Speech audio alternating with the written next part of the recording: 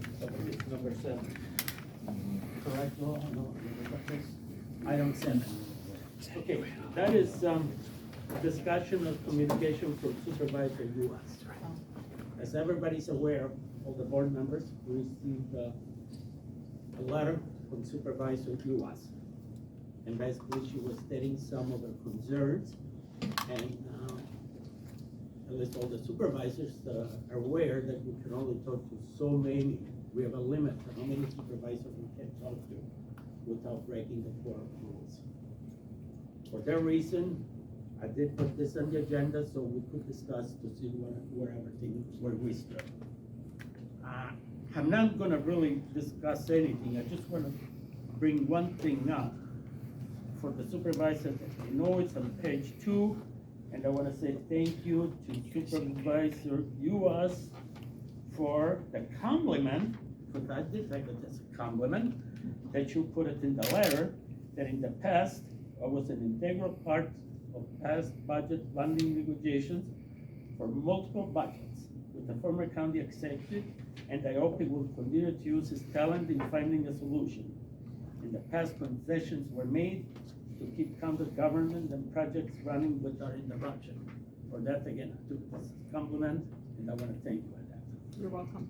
I'm not going to discuss anything on the letter anymore, and everybody will know the reason why when we go to the next item. Which the next item we're going to discuss is the discussion of 2023 budget and budget.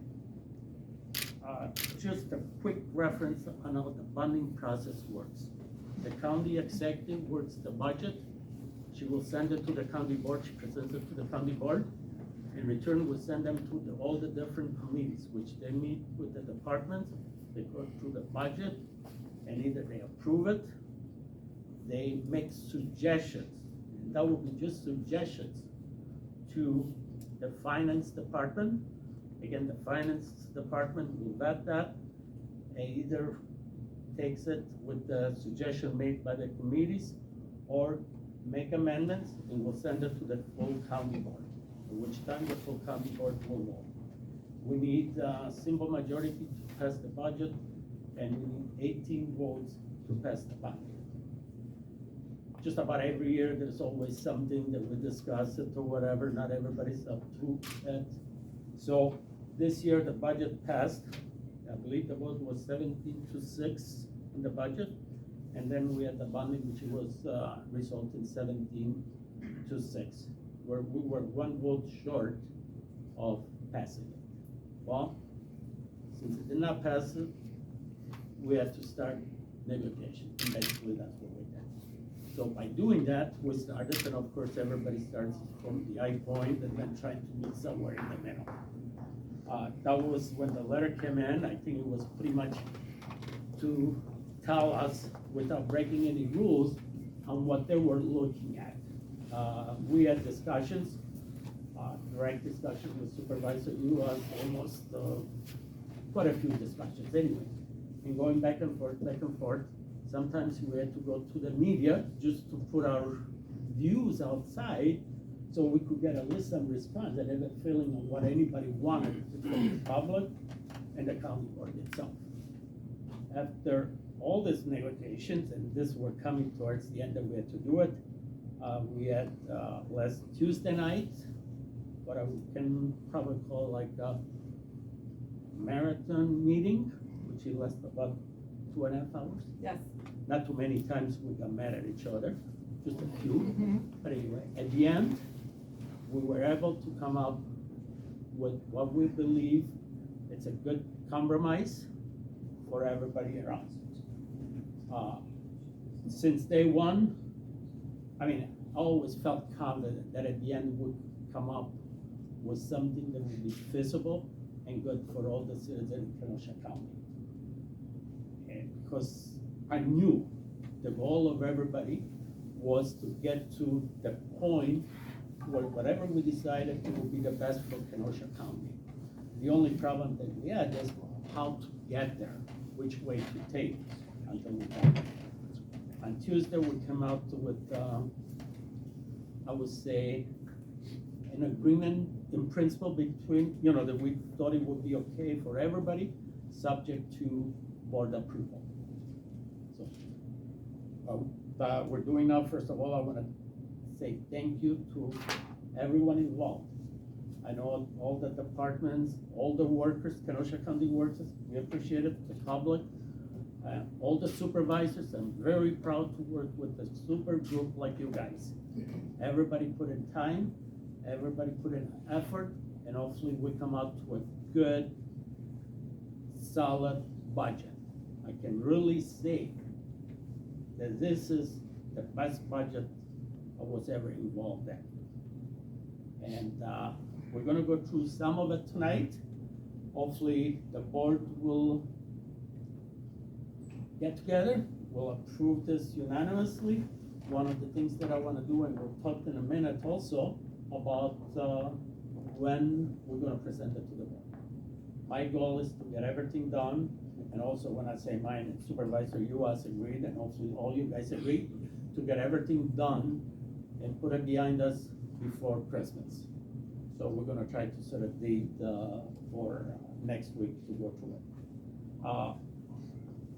What we have, and we do have some, we have a proposal that we're gonna send it to the full, to finance and the full board for approval, which is gonna be co-sponsored by myself and Supervisor Uas. Where we can show that work together on this, and with the help of everybody involved, we can put it to rest. What we came up with is the position for extension, UW extension, Yes. whatever the position it's called, sorry about that, that will be reinstated.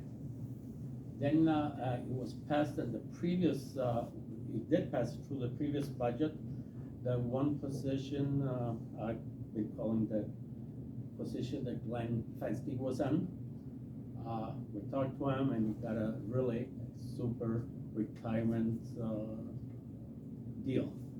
And the other position, which was combined with this one, it was done like an E7 classification. We did move that to an E8 classification. We do have the funding set, and finance has worked hard on it. Thank you, Patty. And we, you know, it's not gonna change the levy, which, by the way, I think everybody probably looked at their new tax bill, which did go down from last year. We're gonna be voting on the funding also. We had 3 resolutions before. 2 resolutions, we did not take any action, so we can bring them in the same way that they were. The first resolution that was defeated by 17-6 is gonna have to have some changes. So we're adding $100,000 to the resolution on the bonding, which we're gonna be using that to replace a generator over by the Kenosha County Center there on Highway 50 and 45. That's very important. That was in need of repairs. It got worse, and basically the generator, I gotta look at my notes, because when you get older you tend to forget stuff, is pretty much the brain of all the towers that transmit the sheriff and county fire department radio communication. If for any reason we lose power, we are really in trouble. Okay? There is some arrangements being made, or already made, or in the process of being made, that just in case an emergency comes up where the generator fails, we Energies will not replace it, will land one just for a few days, whatever it takes to be for the thing to be replaced. So it's a major thing that we're gonna do. So we're doing that and increasing the bonding from 16.155, I believe, Teddy, up to 16.255. So in a nutshell, that's pretty much the changes that we're proposing. If anybody's got any questions, any comments, please do it now. Anyone? Supervisor Uas. Thank you, Mr. Chairman. I would like to let everyone know here tonight that Chairman Nudo and I were in discussions multiple times, and on Tuesday night, we did have a 2.5-hour meeting, and there was a lot of conversation back and forth. And when I left that meeting, I left with knowing that we listened to each other, we respected each other's opinions, and we were able to come to a good compromise that lets Kenosha County function. The employees get to, the UW extension is still in place. Frank's job went from an E7 to an E8. If he chooses to take it and stay in that position, great. If not, that could also help us attract better talent because the pay rate is a little bit higher on that. And I do thank the chairman for having the conversation and coming to a compromise. Both sides gave on this. It was give and take on both of our parts, and we put Kenosha County ahead of any agendas. So that's why we're here tonight. So thank you, Chairman Nudo, for your leadership and for getting us to this point. Anybody else? Any other supervisor? Any comments? Supervisor, yes. Mr. Chairman, this is wonderful news. And Supervisor Uhas, wonderful news. Thank you so much. I don't know if you have time to get the documents together so that we can go down and sign on to them. But based on what I heard tonight, I certainly could support this compromise in order to move the county ahead. I heard the idea that we put the county first above everything else, and I love to see the county board doing that. So what I heard the terms, it would be moving the one position from a 7 to an 8. The retirement package already has been approved by Finance Committee, so that's done, doesn't need to come back to the board. We approved the 40,000 UW extension piece. And then we bring the 3 bonding resolutions with the one small change to the primary bonding resolution of the 100,000 for the generator. And that, I can support that. I'm only one supervisor, but thank you for your hard work. And I know a lot more than 2.5 hours went into this, but it's wonderful news. Thank you so much. And I also am able to attend the meeting on Monday, if I heard that right. And we're looking at trying to bring that in on Monday. Yes, and since you might not thank you, Supervisor Horstman, we trying to set a meeting for the board for Monday night at 5 o'clock, and I have a response by 22 out of the 23 supervisors. It's pretty important. We try to come up with different days or whatever, but there's always something. You know, Tuesday, one of the supervisors, unfortunately, family problems, will be out of town.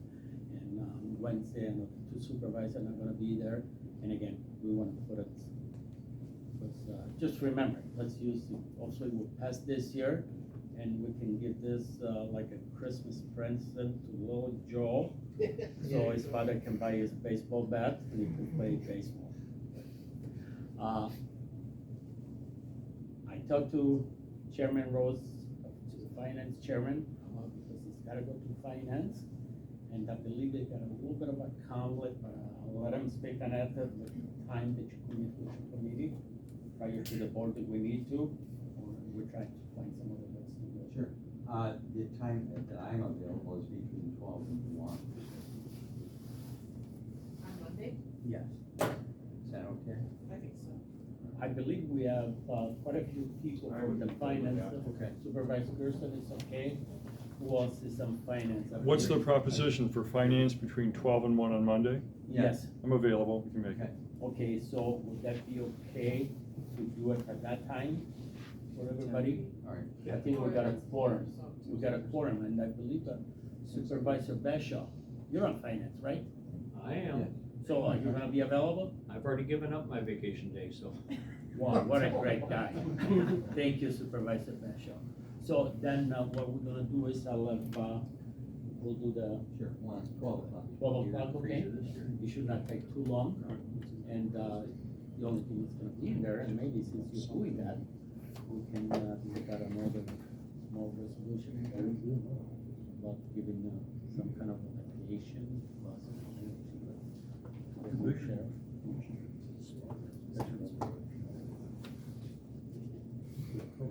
and we'll do it, and then on Monday night, I release it again. I had a response from 22 supervisors, 21 said they can make it, and one is gonna be unable to make it. But we should be okay, and hopefully not reporting anything. I'm not really sure, I was talking to Barry, but she might not be able to be here on Monday, or do we make it at 5 o'clock? 5 o'clock. So, but since we're talking about all this, if anybody's got any questions now for finance, feel free to ask now. Supervisor. In your explanation, you said that the funding was secured for the E8 level and the restoration of the extension. Yes. Where did that come from? Well, for the E8, correct me if I'm wrong, and then you can, for the E8, it's already in there, because we have $141,000 some dollars when the position was an E7, which that's enough to cover that. So we don't have to worry on that. The only one is the 44.9 for the UW extension, and that will answer on that. As was discussed several times throughout the budget, when the budget was put together, the local transportation aid figure had not been received from the state.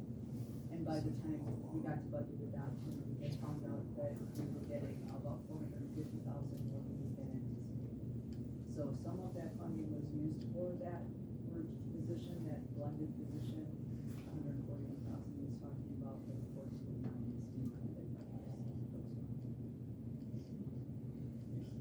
Any other questions? Anything else?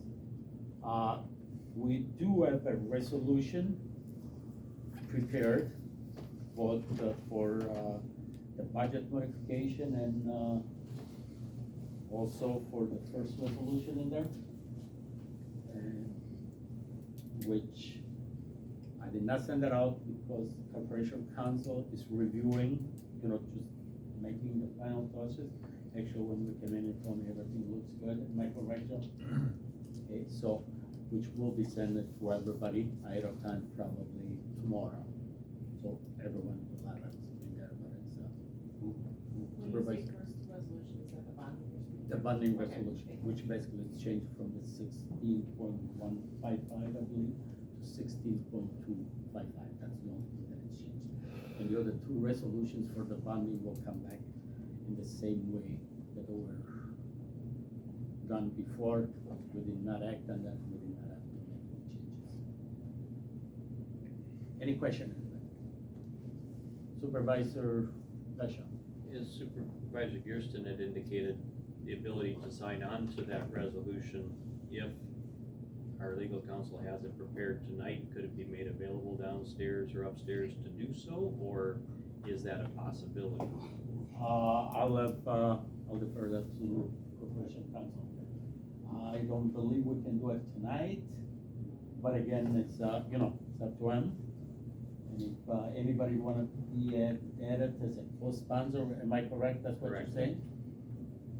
And if anybody wants to be added as a co-sponsor, maybe they can even, give, us a call, that could be added, or, after this meeting, I'll discuss with Joe, make sure that the resolution is okay, and then I can finalize it, I can get it downstairs to Reggie first thing tomorrow morning, it will be available tomorrow for him to sign on as a, does that answer your question? That would be acceptable. I think, probably a significant number of us are supportive of going forward as a joint board, supporting our highway department and our community and making sure the county is well taken care of, so, thank you. That would be good, and that will show, and I think this was,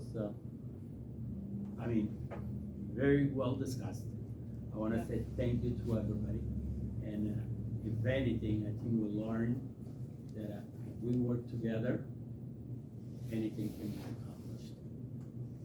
And I wanna congratulate every single one of you, and I'm out of words to say how proud I am to work with this board. Anything else? Okay, so we're set on that. What are we gonna do next? Okay, now we go to.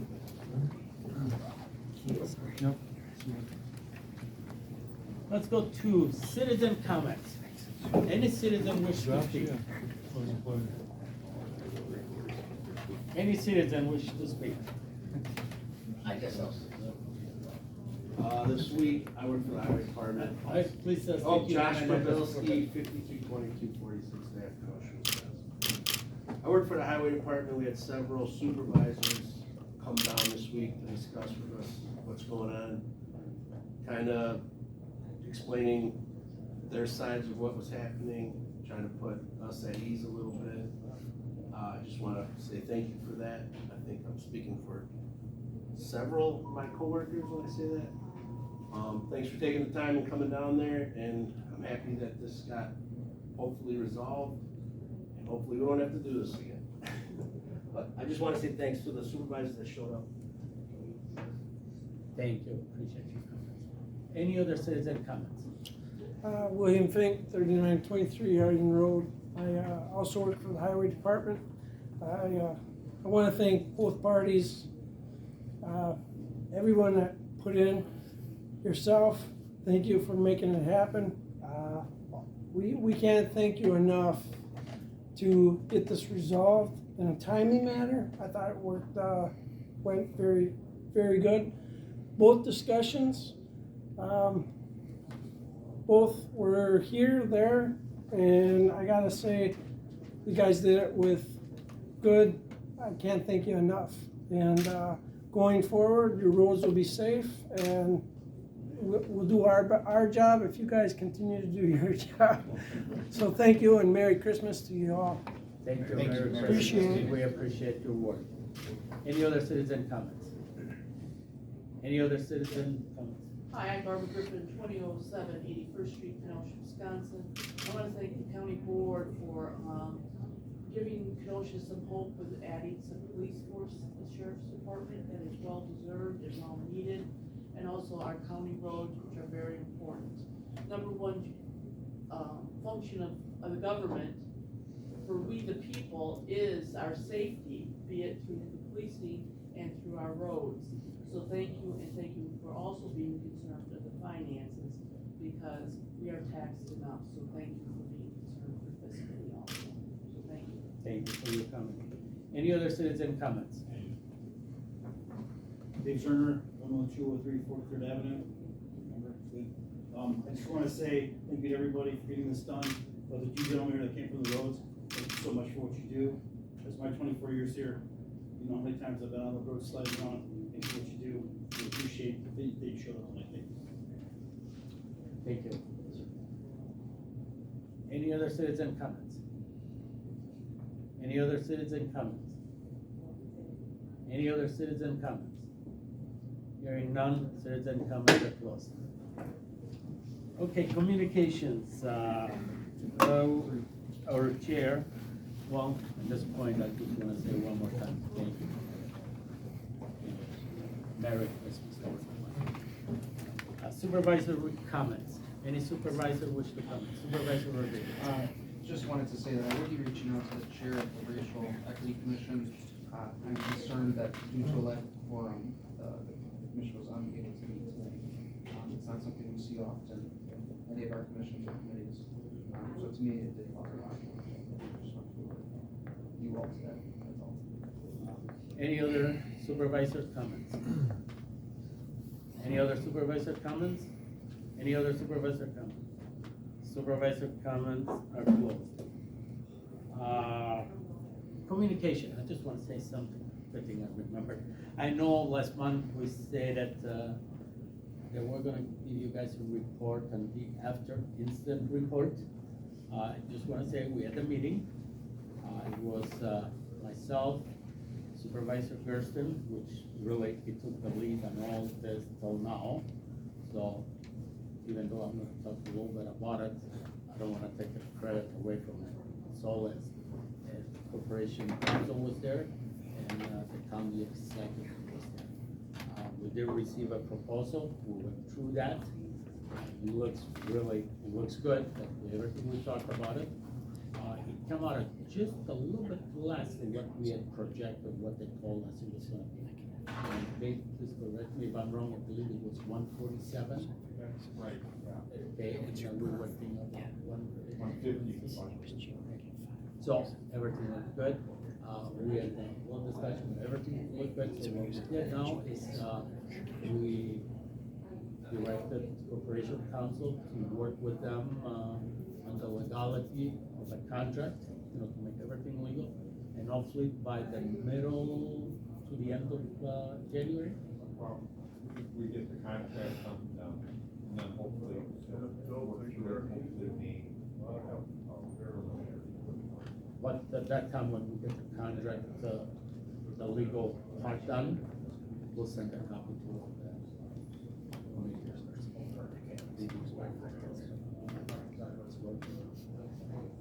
Okay, any approval of minutes?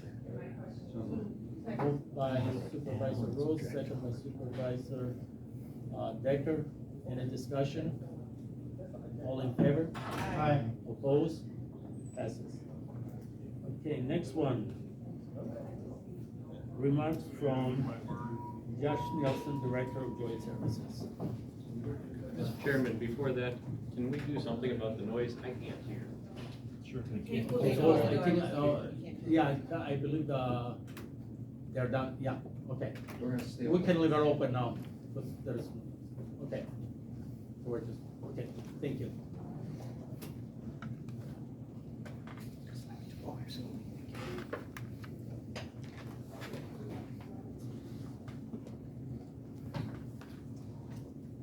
Good evening, Chairman, you asked me to come, to say some remarks, to the committee, regarding, an investigation that was conducted,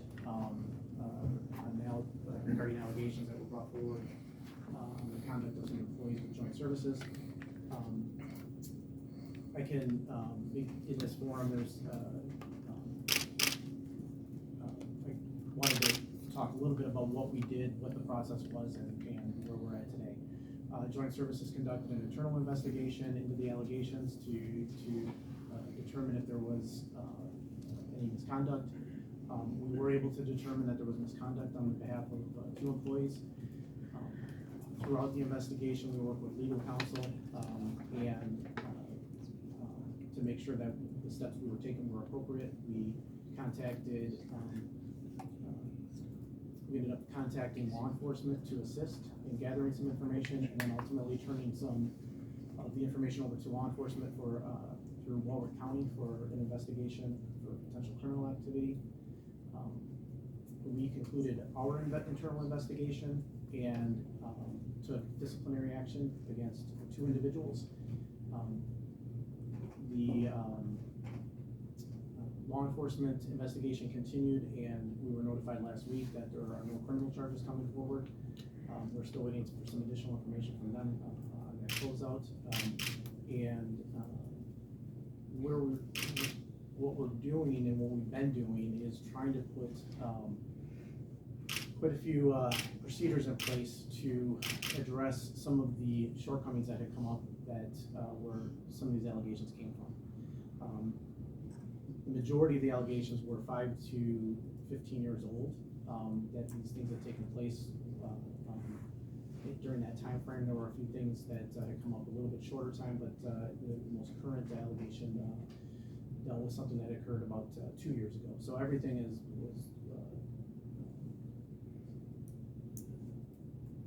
everything occurred several years ago or longer. My concern going forward is that there were gaps in procedures within joint services that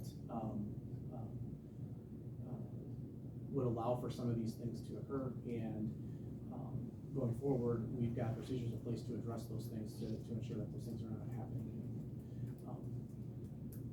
I again talked every step of the way. We talked with our internal, our outside counsel for employment law to make sure what we were doing was appropriate. A full report was given to Joint Services Board, and that's where things stand today. So that's what I can talk about at this point. And okay, does any of the supervisors have any questions for Director, right? Yes. Nielsen. And I just wanna say one thing, that is some of, there might be a question where it's not allowed to answer. Please respect if he claims, I was gonna say attorney privilege, but probably not. But in other words, if it's, the attorney and legal counsel told him not to answer the question, please respect that answer. Supervisor Rodriguez. I have a couple questions that I think you may say you can't answer, and I hope that we don't come to that point, because I think we all know in this room that it's gonna be public record eventually. Any public employees personnel file is open to disclosure. There's a process, of course. The investigation done by Warwick County eventually will be open as well, like any other investigation. You say misconduct. What was the misconduct that was alleged? That was alleged. There was alleged that there were Menards rebates that were submitted to through purchases, joint services that were used for non-joint services purchases. And there was allegations of scrap metal that were taken to recycling, and then the money not returned to joint services. And what did either your investigation find or Warwick County's investigation? I cannot speak to Warwick County, but without going into too much specifics, I can tell you that there were some corroboration of some of those things that had occurred. So there was only two things that you listed. Did they both happen at some occasion? Whether it was, you said the most recent one was 2 years ago, dating back to 15 years ago. Did both of those at some point occur? Yes. And was that on behalf of both of the two employees that were under investigation, were both found to have done those two things? Or was one doing one, the other was doing the other? There was one of them was one thing, the other one was both things. The money was, the allegation was that the money wasn't returned. There were, regarding the scrap metal, that there were procedures that were not followed through that part of it. This is difficult, so I can't go into too much specifics, but there were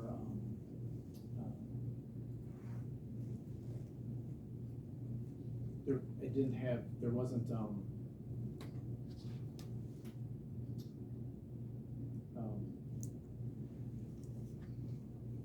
think how to answer this one.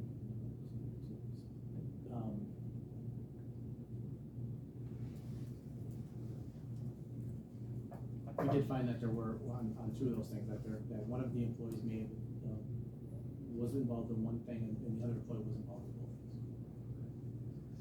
What did the discipline look like? Again, being in this environment, I can't get into the employee personnel, specific personnel issues, but there was significant appropriate discipline taken. Okay. So I'll just say what I know. If anything I know is incorrect, please correct me, because I don't want to spread things that aren't true. What I believe to have happened, as for discipline, was at some point one or both of the employees were on administrative leave. Now, if that was with pay or without pay, I don't know, but they were on administrative leave while your investigation took place. Your investigation finished, they were later returned to work. Is that much correct? Both employees? That is correct, but the disciplinary action did take place as well. Okay. And while they were returned to work, were they still under active criminal investigation for the Warwick County Sheriff's Department? The investigation at that point was still open.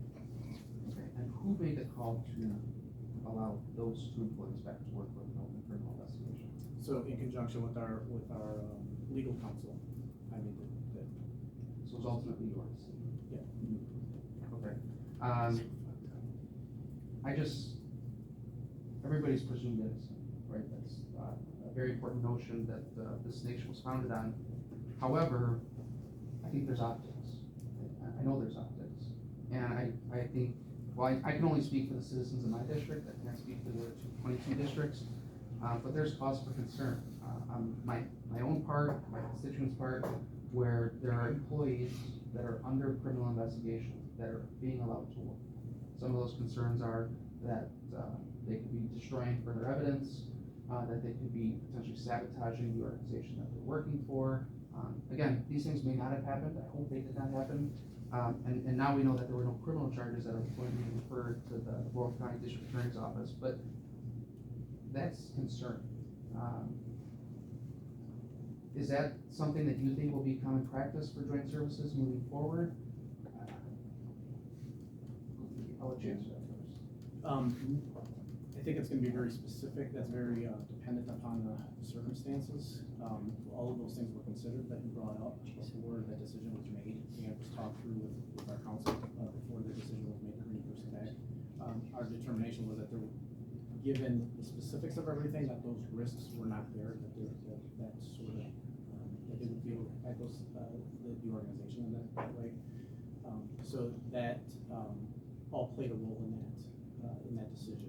So it would be very, I don't wanna make a blanket statement one way or the other, it really would be dependent on what the specific circumstances are. I think given to your point of the optics, I think, that would play a role as well going forward. Did it play a role in this instance? It did. Okay. And what was the conversation like in that regard?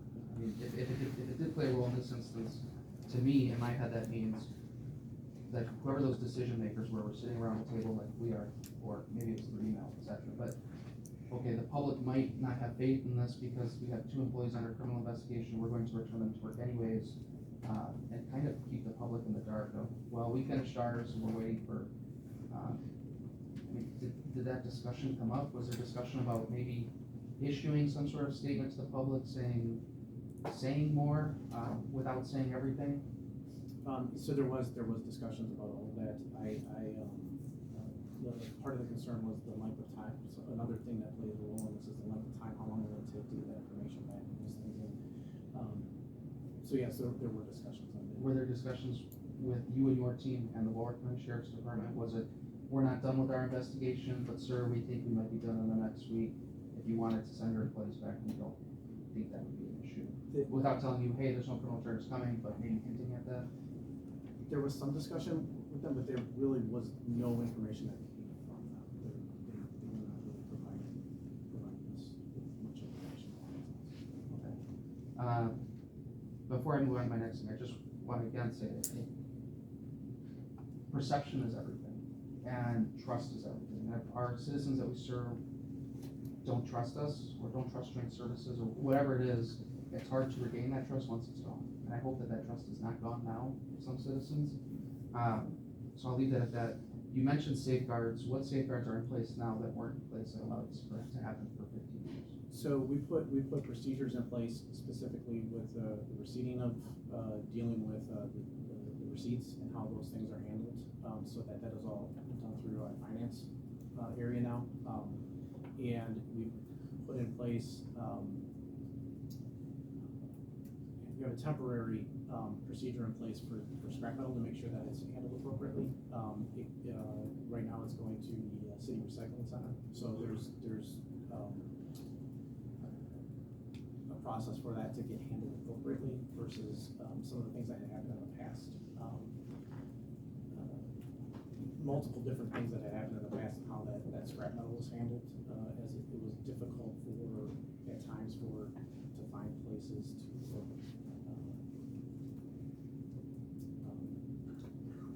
companies to come and pick it up and those kinds of things. So we now have something in place to deal with those things. And then when we're dealing with larger amounts, we have a couple of companies that will come in and put in roll-out containers that we can fill up and do that, so that our staff is not trying to deal with this stuff on a basis to try to find a place to take it. So in that regard, we've got several procedures in place to not deal with those issues. So currently, the temporary procedure is an employee is going to take the scrap metal to the city recycling? Are they coming to pick it up? No, there's a couple of employees who will be taking it to city recycling.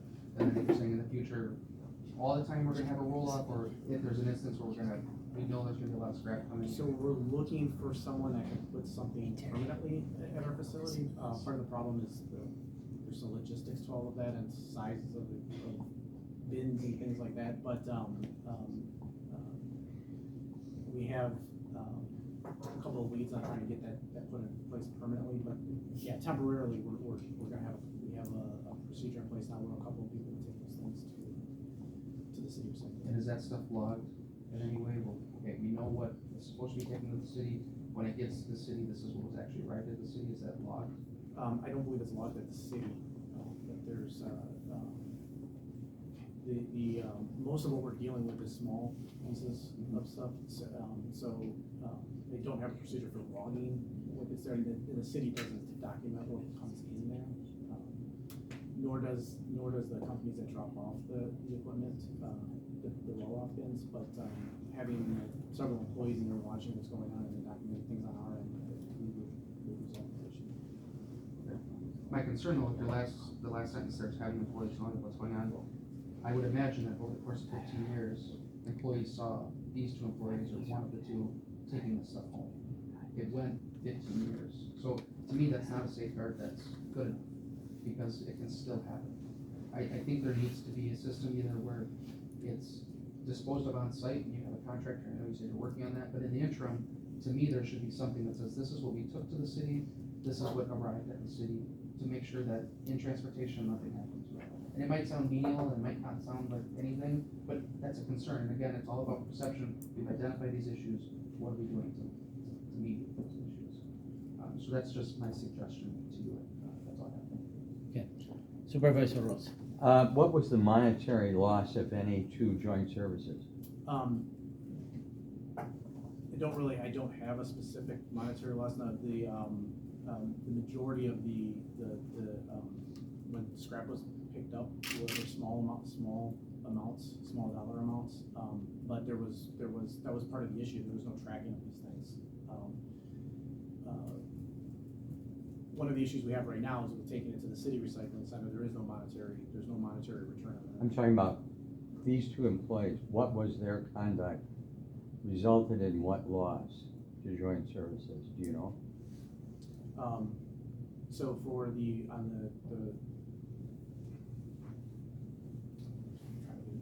too much specifics. The dollar amounts on some of the other issues were in the neighborhood of, it was all less than $100 in total. So the total amount of this whole thing was less than $100? For the receipts that were. I'm talking about the whole thing. I just want a straight answer. What is the monetary loss of what you investigated and what these employees were disciplined for? Now, we should know that. What is the monetary loss? Again, I don't have a dollar. You don't know? I do not have a Why dollar not? amount for the scrap metal.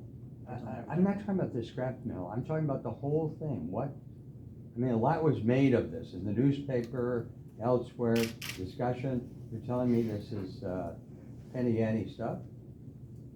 The dollar amounts for the receiving was under $100. And that's the total loss for all of the misconduct? Again, on the scrap metal, I don't have a dollar amount. There was no tracking of any of that, so I have no way to know. Again, it goes back at least 15 years. Some of it may go back further. Well, that sounds like the statute of limitations ran. That's why the investigation resulted in no criminal charges, because the statute of limitations ran, not because there was no criminal misconduct. I do not know that at this point. We're still working on it. Yeah. That's all. Anybody else? Let's see if anybody wants to go first. Supervisor then. When you speak of scrap metal items, what are you speaking of? We're talking about rotors. We're talking about front brakes. We're talking about small metal parts that came off the car somewhere. Where if it's anything that is of value, then it goes back to the county or to the city, and then they make a determination on what they do with it. If it goes to auction, or if it goes somewhere along those lines, or if it's sold outright or whatever, but and that goes then through the city and the county's processes. We're talking about stuff that would otherwise go in the garbage that is not allowed to go in the garbage. So, were this employee or employees, were they taking these rotors and selling them to scrap metal guys, or were they selling them as used parts to other people? Do you know? No, they were taking it to a recycling center. So they were, okay, so they were getting money for recycling? Where they had a company pick them up, pick it up. Okay, it's scrap metal guys. And do we get, we as in the city, joint services slash city, slash county, do we recycle those so we get reimbursed? Because I know rotors weigh a lot, and you guys go through a lot of rotors, and that adds up. So, we are, right now, where we're taking this, because we get a small amount, and then we'll take it over to the city recycling, so we're not getting anything out of that with what we put in place this year. If we have, when we have the bin on site and when we have a large amount of stuff, then yes, then the money's coming back to joint services. So we did have this year one instance of that, where we were able to fill up the bin. That was scrap metal that had been stacked up for several years.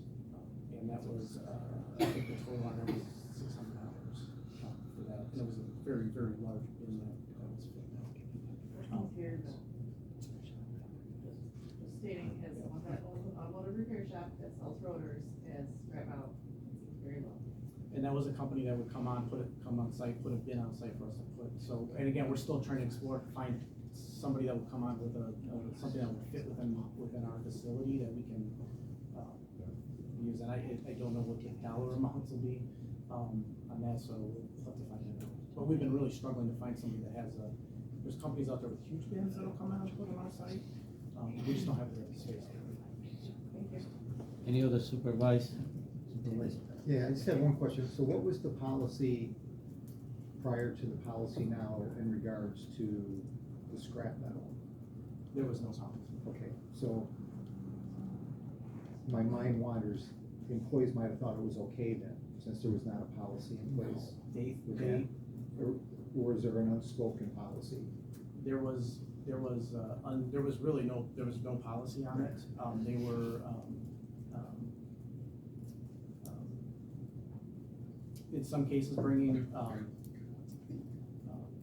taking the stuff out of the garbage to take it to recycling and then bringing some money back they were purchasing, there were times that things were purchased for fleet maintenance. There were times that they would do cookouts, there were times that they would do other things with that money. But there was no policy in place for any of it.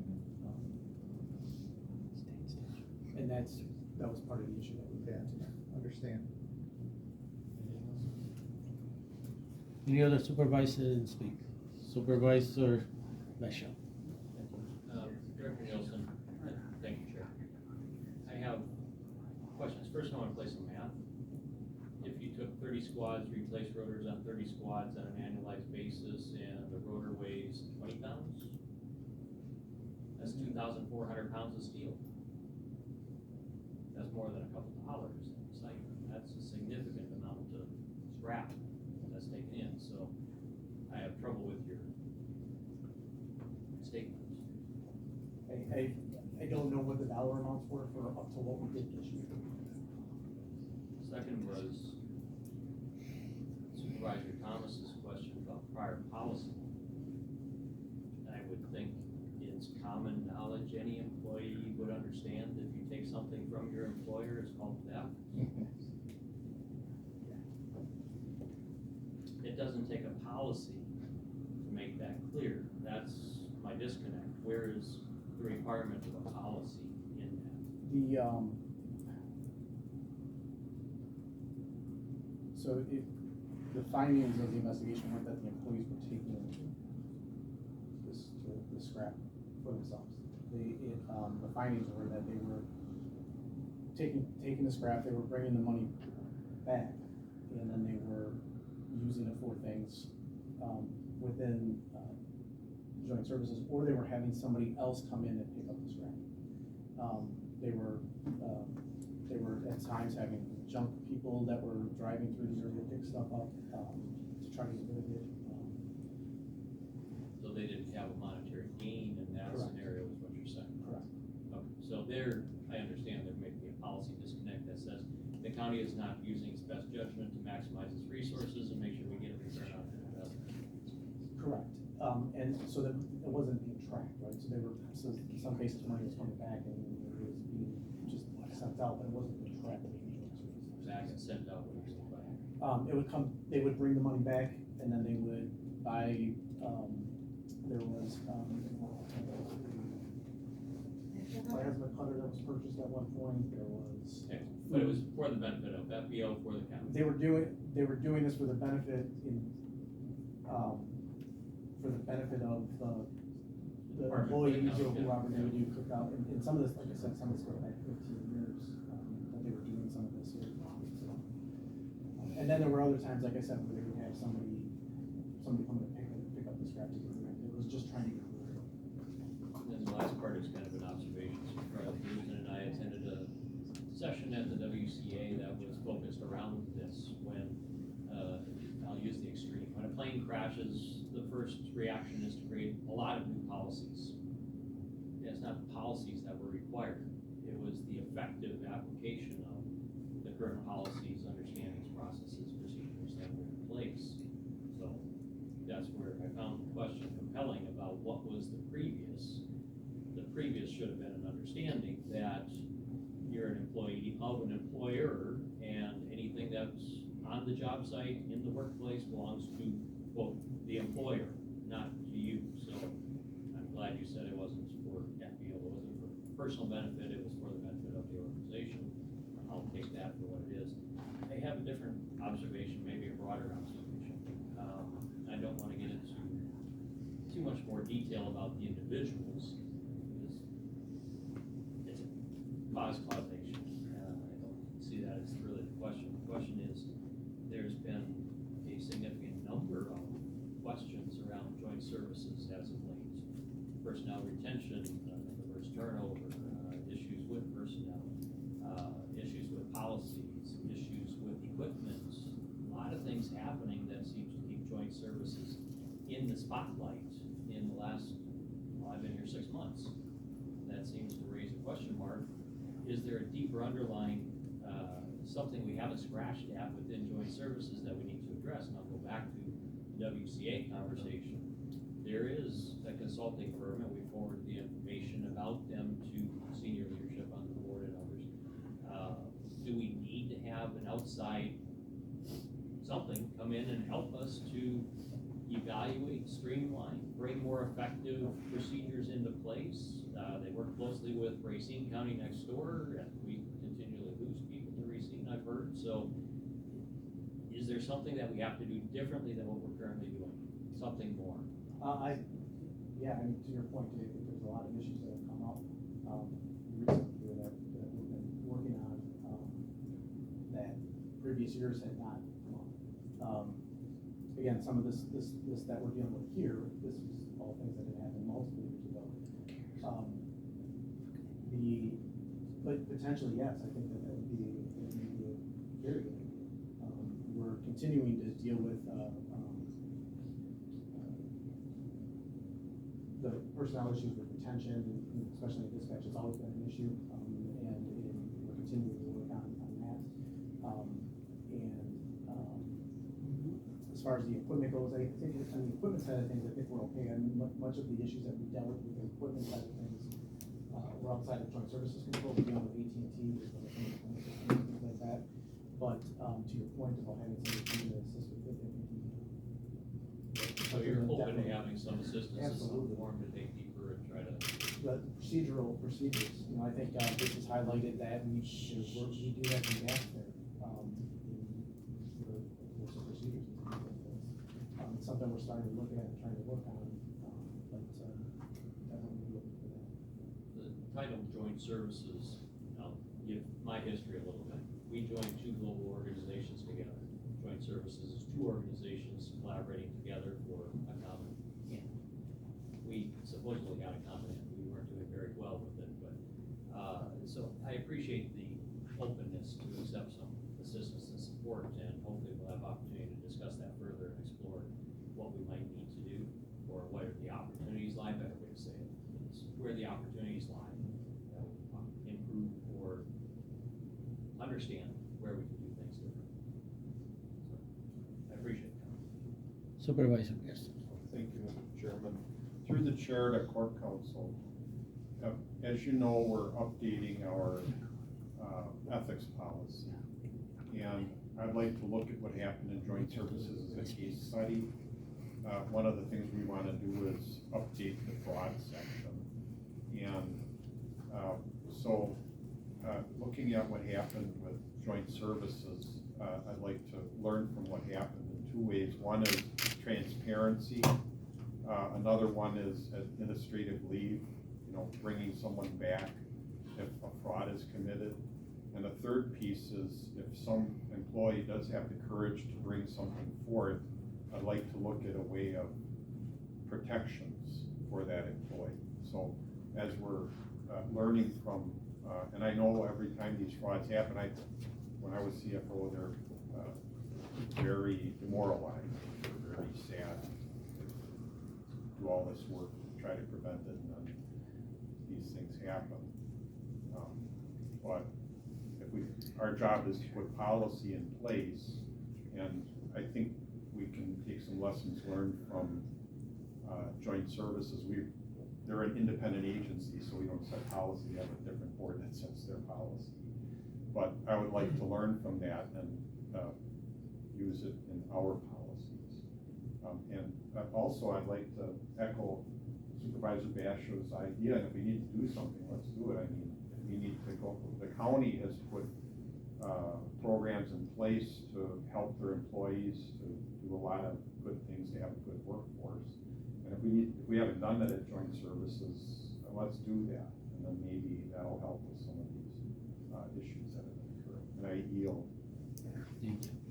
Okay, Supervisor Rodriguez. Thank you.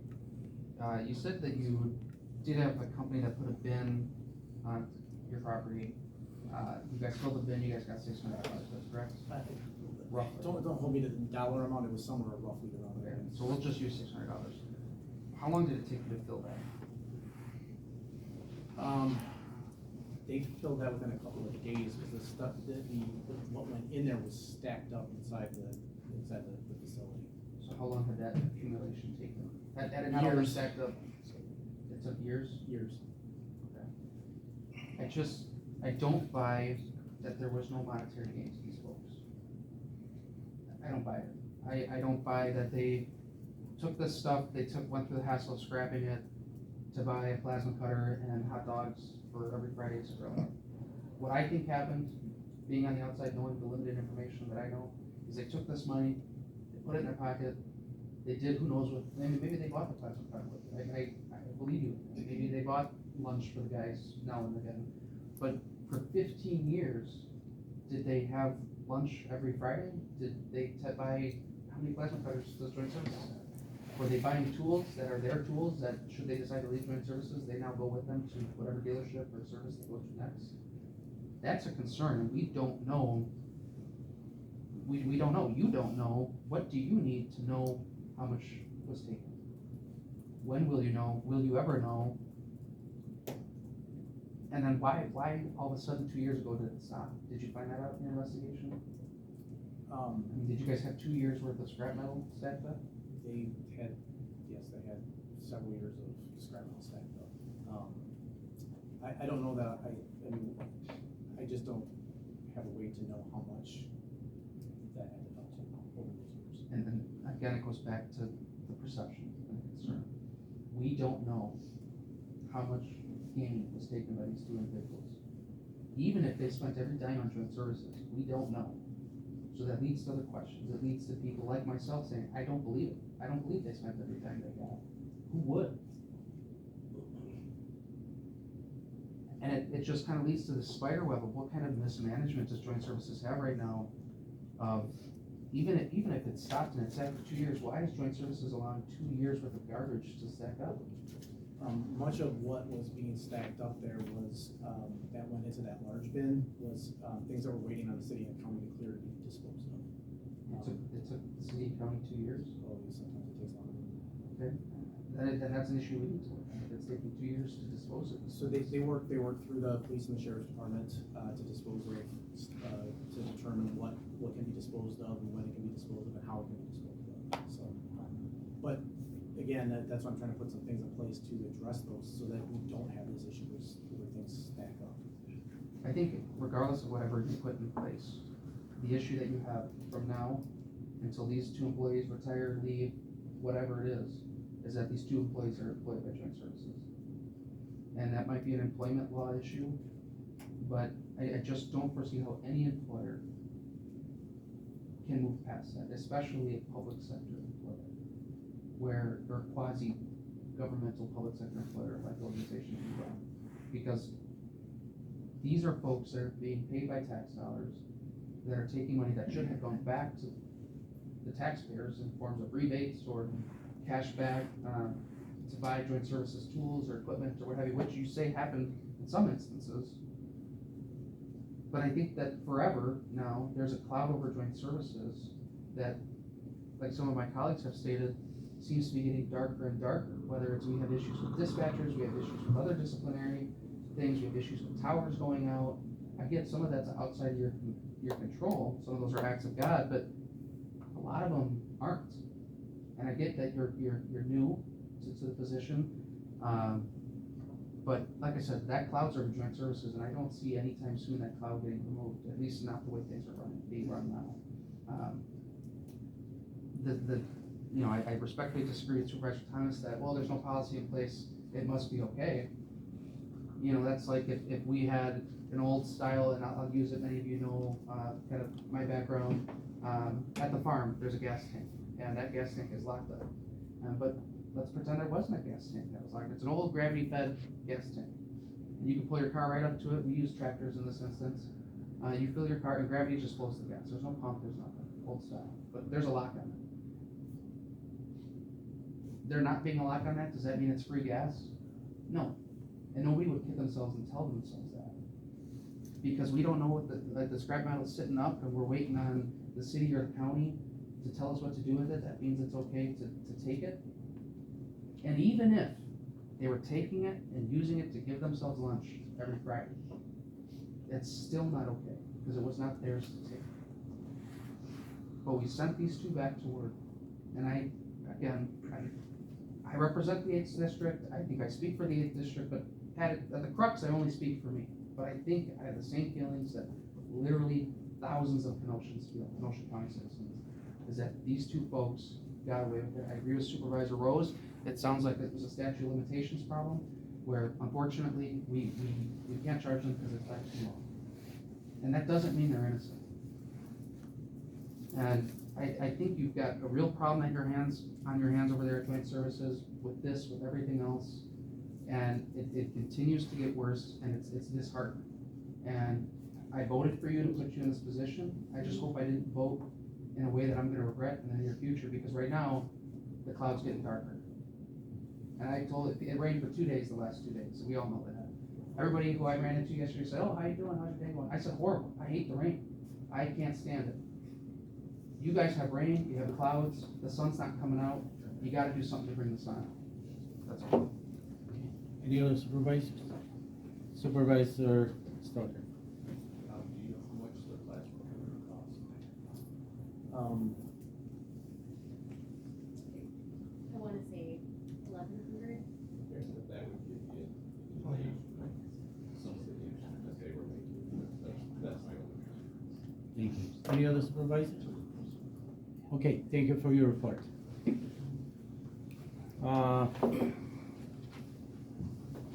Okay, we're getting to identification of issues for future discussion.